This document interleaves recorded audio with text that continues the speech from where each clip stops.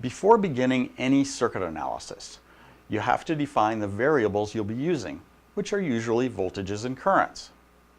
Circuit elements are mathematically defined by the relationship between voltage and current at their terminals. For passive circuit elements, this relationship is called the passive sign convention, and that's the subject of this video.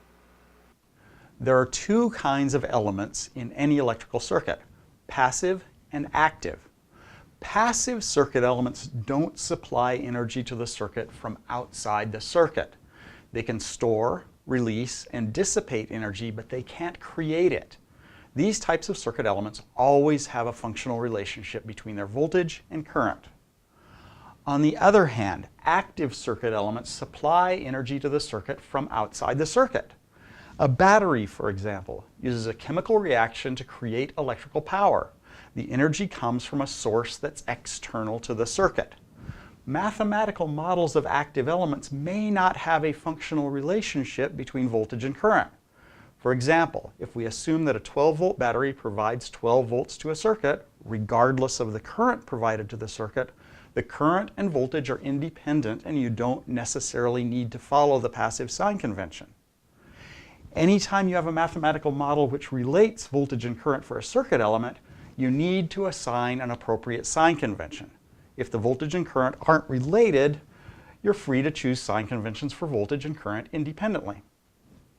When we analyze electrical circuits, we represent the circuit elements by their voltage-current relationships, or IV characteristics.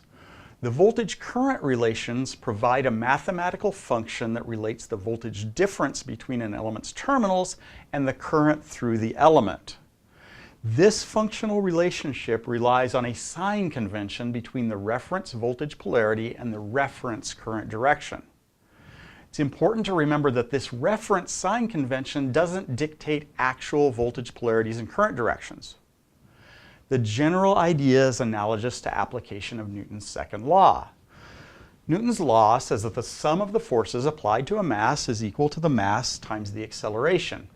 In order for this equation to work, we have to assign the force and mass variables so that the assumed direction of positive acceleration is the same as the assumed direction of positive force, as shown on this diagram.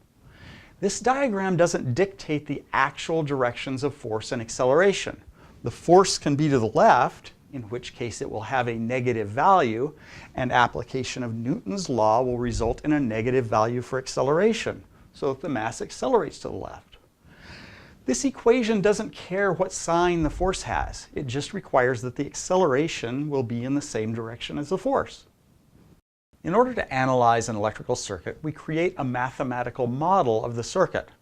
The model lets us predict the behavior of the circuit before we build it. The passive sign convention helps us define the variables in our mathematical equations.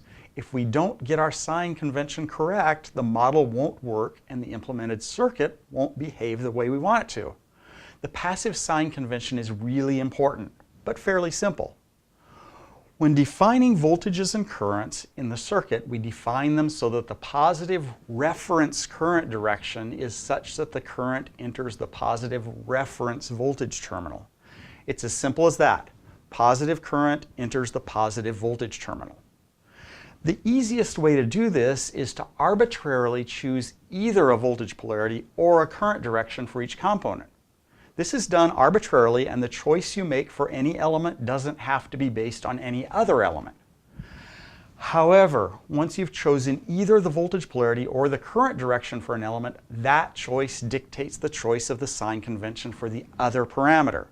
Current direction dictates the voltage polarity for that component, and vice versa. Another way to state the passive sign convention is that only the voltage polarity relative to the current direction is important. Individually, neither one of them matters. Also, keep in mind that the sign convention for each component is independent. This is a perfectly legitimate choice of voltage and current variables for this element. Notice that positive current enters the positive voltage terminal. However, this isn't the only possibility. This choice of voltage and current is also fine. Positive current is still entering the positive voltage terminal. We're not specifying actual voltage polarities and current directions. These are just reference directions that we'll use when we mathematically model the circuit. The actual directions will be indicated by the signs of the values that we calculate. If the value is determined to be negative, it just means that we chose the opposite reference direction. But as long as we know the reference directions, we can correctly interpret the signs of the values. Now let's look at an example of defining voltages and currents relative to the passive sign convention. Here's our circuit. The passive elements are represented by these gray boxes. We also have two active circuit components, this 5-volt voltage source and this 0.5 amp current source. What we want to do is to assign voltage and current variables to each of the passive elements and make sure that the passive sign convention is followed. We don't need to assign variables or values for the two sources. For this element, I'm going to claim that this is the positive voltage terminal. Once I've made this be the positive voltage terminal, I have to assign positive current as entering that voltage terminal. For my next element, I'm going to claim that this is my positive current direction. Once I've defined this as positive current direction, this becomes my voltage polarity. For this one, I'm going to claim that this is the positive voltage polarity. Once I make that definition, this becomes positive current direction. Positive current has to enter the positive voltage terminal. Finally, over here, I'm going to make this my positive voltage polarity, in which case positive current is downward toward the positive terminal. This choice isn't unique. I can change any or all of these. For example, I can decide that this is the positive current in this element. Then that changes my voltage polarity so that positive current enters the positive voltage terminal. Either one of these is fine. So the reference directions can be assigned independently for each component, but they have to be consistent for any individual component. Remember, the passive sign convention is a simple concept. There's absolutely no reason to make it more complicated than it really is.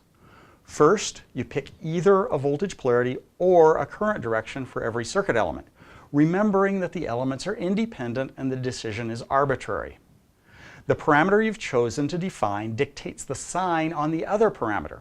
Positive current enters the positive voltage terminal. The reason that you can do this is because you're only defining references that will allow you to interpret the sign of the actual values. Once you've done your analysis or made your measurements, it could turn out that one or the other or both of the values are negative. That just means you've picked the opposite reference direction. Defining variables and their sign conventions is an essential first step to any circuit analysis. If you don't do that before starting to analyze your circuit, chances are your analysis will be wrong or you won't know how to interpret your results. The next video presents specific voltage-current relationships for a few common circuit elements.